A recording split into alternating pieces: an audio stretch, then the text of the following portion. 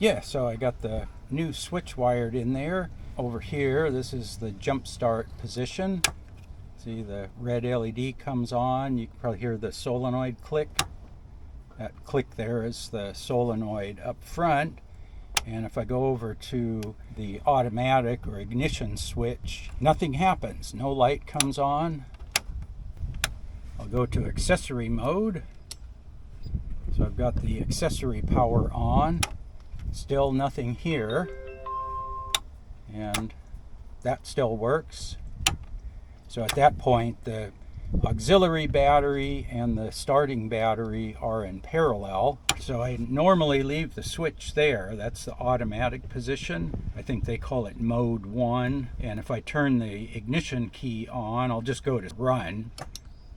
You can see the green LED comes on, the solenoid clicks, and if I turn the key off, back to accessory, the LED goes off and the solenoid goes off. That's how it's supposed to work. Here's the original switch. You can see it's all potted, just a solid blob of potting compound. Their kits are supposedly weatherproof, so that's why they pot everything, but you can't fix anything when it's all potted like that. And then I have my extra white wire here. So what I'm going to do is I'm going to run 2 conductor wire.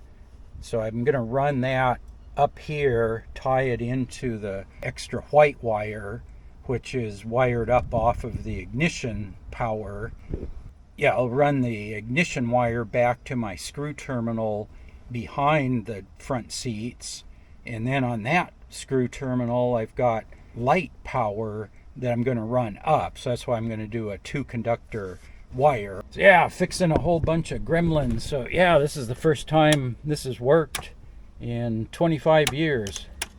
I'm not sure how they actually wired that inside. It basically works, but I'm not sure what's getting connected to what, because with the painless switch, if you were in this position, the green LED was on even with the engine and everything switched off. So that doesn't sound too good. They must have been pulling auxiliary battery power over and then feeding power either just to the LED, or I don't know what was going on there. So yeah, that's kind of scary, having phantom connections like that. If you go over there, I've got a dual battery system that connects and disconnects automatically with the ignition. So when the ignition is on, both batteries are in parallel, and they charge in parallel, discharge in parallel. Like I say, there it's just 2 separate batteries. And then if you go over there, that's my jump start mode. But now I can take the switch out and work on it if I find there's something wrong with it. Maybe the switch fails in 10 years or whatever. I mean, switches fail. So anyway, I just thought I'd show you the fixed up dual battery system. It's actually finally working for the first time in 25 years. The solenoid thing worked, but I finally got the LEDs working now.